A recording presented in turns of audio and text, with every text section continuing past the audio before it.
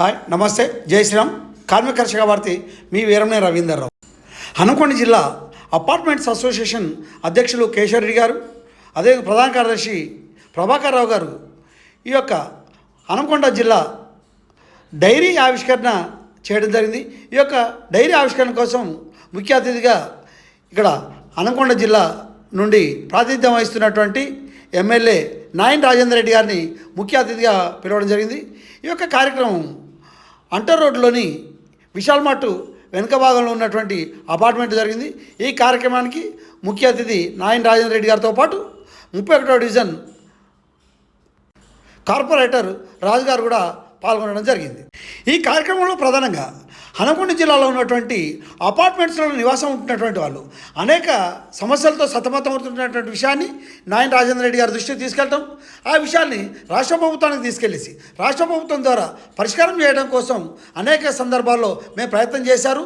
వారికి కృతజ్ఞతలు తెలుపుతూ ఇంకా అనేక పెండింగ్లో ఉన్నటువంటి సమస్యలను పరిష్కారం చేయాలని రాజేందర్ రెడ్డి గారి దృష్టికి తీసుకెళ్లడంతో వారు ఇచ్చినటువంటి హామీ మేరకు ఈ యొక్క అపార్ట్మెంట్స్ అసోసియేషన్ కార్యవర్గం కూడా వారికి అభినందన తెలపగా రాష్ట్ర ప్రభుత్వం దృష్టికి తీసుకెళ్తానని నాయన్ రాజేందర్ రెడ్డి గారు వారు మాట్లాడుతూ ఈ విధంగా చెప్పారు. ప్రతిదీ ఏది వదిలిపెట్టవులే అనుకుంటూ ఇలా దాన్ని కూడా మాకు ఎగ్జామ్ చేయడం మరి ఇంతకుముందు అన్నారు ఇంకా జరగలేదు అన్నా కానీ నేను కమిషనర్ గారు డిప్యూటీ కమిషనర్ గారితో మాట్లాడాను. లేదంటే ప్రాసెస్ ఉన్నది, అతి త్వరలో ఈ వారంలో కూడా అన్ని క్లియర్ అయిపోతాయి అని కూడా చెప్పడం జరిగింది. మీకు ఎక్కడ దాని గురించి టెన్షన్ 1% కూడా అవసరం లేదు. అది జీవోనే ఇష్యూ చేయడం జరిగింది. దాని గురించి ఇంకా అనుమానాలు కానీ ఇంక ఏది కూడా అవసరం లేదు. దాన్ని ఇక అపార్ట్మెంట్స్ వైజ్ మన జిల్లా అభివృద్ధి కూడా మేము గతంలో 10 ఏళ్లలో తేలేనిటువంటి నిధులు 2 ఏళ్లలో తేగలిగినాం. ఇలా తీసుకొచ్చి ప్రజల ముందు ఆడిట్ రిపోర్ట్ పెడతానని కూడా చెప్పి ఛాలెంజ్ చేసినా కానీ ముందుకు రాలేదు. కాకపోతే ఇబ్బందికరమైన బాధ ఏంటంటే అభివృద్ధి చేస్తూ పోతుంటే ఎక్కడ మంచి పేరు వస్తుందో అని చెప్పి అడ్డంకులు చాలా చక్కటి ప్రోగ్రామ్ ఇస్తుంది. కదా మీరు ఎప్పుడైనా గుడికి కూడా వెళ్ళి చూడండి ఎంత బాగా జరుగుతుంది. దాంట్లో టెండర్ పిలిస్తే గతంలో 10 ఏళ్లలో ఎట్లుండేదంటే రూపాయిది 2 రూపాయలు రాసుకొని ఎవరిని టెండర్లకు రానియకుండా ఒక్కరే టెండర్ వేసి ఆ మీద రూపాయి తినేసేది. ఇవాళ రూపాయికి పిలిచిన టెండర్ని 2 ఏళ్లలో ప్రతిదీ కూడా 90 పైసలకే చేస్తామనే విధంగా టెండర్లు అందరికీ స్వేచ్ఛ ఇచ్చి కాంపిటీషన్లో పోటీతత్వం పెట్టి ఇలా టెండర్లకు పిలిచి గవర్నమెంట్కు రూపాయి సేవ్ చేయగలిగినాం. ఇలాంటి చేస్తున్నప్పుడు మాడ వీధుల దాంట్లో ఒకరితోటి టెండర్ వేస్తారు అన్నట్టు రూపాయిది ఆటానికే చేస్తామని వేస్తాడు. చెయ్యడం ఆలోచన విధానం ఏంటంటే మళ్ళీ వచ్చి రిటర్న్ రాసిస్తా సార్ లెటర్ నేను నాతో అయితే లేదు అని రాసిస్తాడు అన్నట్టు. అంటే దాని ద్వారా 1 సంవత్సరం గడిచిపోయింది. అలాగనే యూనివర్సిటీ కాంపౌండ్ వాల్ని 10 కోట్ల రూపాయల దానికి 6 కోట్లకే చేస్తా అనేస్తాడు. 11 చేస్తా అనేస్తాడు కానీ 6 కోట్లకి చేస్తా అవుతుందా? ఇంటికి పెట్టి చేస్తాడా? అది నేను చేయని రాసిచ్చిపోతాను. దీని వెనుక ఎవరెవరు ఉన్నది అనేది నేను పేర్లు చెప్పి నా నోరు ఖరాబ్ చేసుకోదలుచుకోలేను. ఇవాళ ఇదే డివిజన్కు షాయంపేట డివిజన్కు 14 కోట్ల రూపాయలు ఇచ్చాను. ఇవాళ షాయంపేట అంటే దిందాల్ నగర్ కానీ షాయంపేట కానీ ఎక్కడ రోడ్డు లేని గల్లీ లేదు. 10 ఏళ్లలో ఈ మాట మీరు 10 ఏళ్ల కింద 10 ఏళ్ళప్పుడు అడుగుతుంది సంతోషించలేదు. 2 ఏళ్ళకి ఎవరు కానీ చేస్తారో వాటిని అడుగుతారు. నాకు 100% చేస్తారు. మీకు అలా అనుమానం లేదు. నేను మళ్ళా చేయకుండా ఓటు కూడా అడగలేదని అంత గట్టి చెప్పగలుగుతున్నా కాన్ఫిడెంట్గా. సో దీంట్లో ఏమంటుందంటమ్మా, నిధులు మాకు కాంగ్రెస్ ప్రభుత్వం 10 ఏళ్ళల్లో మాకు 4 కార్పొరేటర్లే ఉండే కాంగ్రెస్. ఒక్కొక్కరికి 50 లక్షలు ఇచ్చిండు. మాకు బదనం కావాలి వాడాలల్లా అని. మేము ఇవాళ ప్రతి డివిజన్కు ఒక యూనిఫామ్ పెట్టిన బీజేపీ కార్పొరేటర్ ఉన్నాడా, టీఆర్ఎస్ ఉన్నాడా మాకు సంబంధం లేదు. అన్ని డివిజన్లలో ఓట్లేసేందుకు ఇక్కడ టీఆర్ఎస్ కూడా కార్పొరేటర్ రాదు గతంలో. కానీ ఇక్కడ అన్నిటికంటే ఎక్కువ 14 కోట్లు ఇక్కడనే ఇచ్చాను నేను. కాంగ్రెస్కి వచ్చినదే కాదు. షాయంపేట ఉన్నది, ఒడ్డపల్లి ఉన్నది, అటు పోతే మన కాజీపేటలో మన కొన్ని సోపిడి ఉన్నది.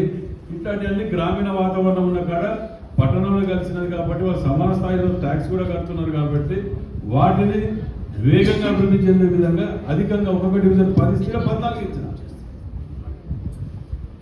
సో దీన్ని నేను అన్ని దృష్టిలో పెట్టుకొని ఏమంటుందంటే అపార్ట్మెంట్కి సంబంధించినటువంటి సబ్జెక్టులు ఏవి ఉన్నా, ఎందుకంటే ఎక్కువ శాతం ఉండేది ఈ అపార్ట్మెంట్స్, వీటికి ఒక కమిటీ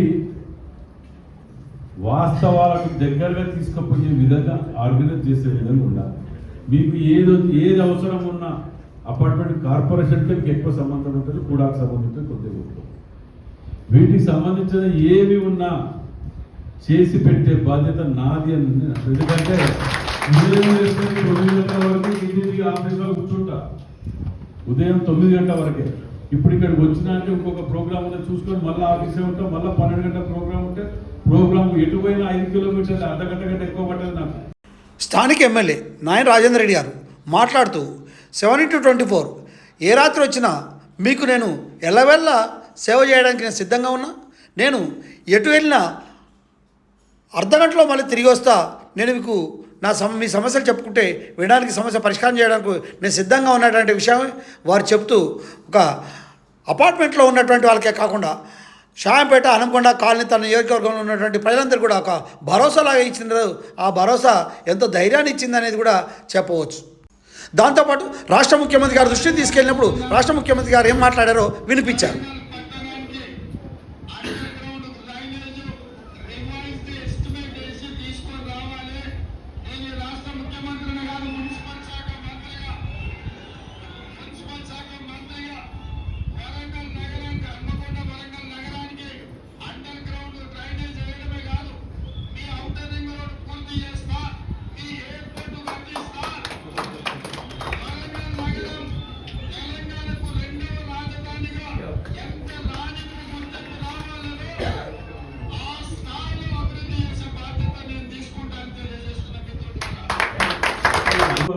బావలు పంచుకతో పెట్టడానికి అలవాటు పట్టింది.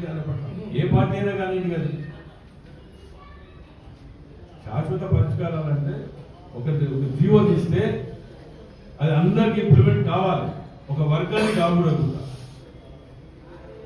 అలాంటి వాటిని వదిలిపెట్టేసి ఇవాళ మీ ముందుకు తీసుకొచ్చిన ఇవాళ ప్రచారం మీతో ప్రారంభించడం మంచి రోజు.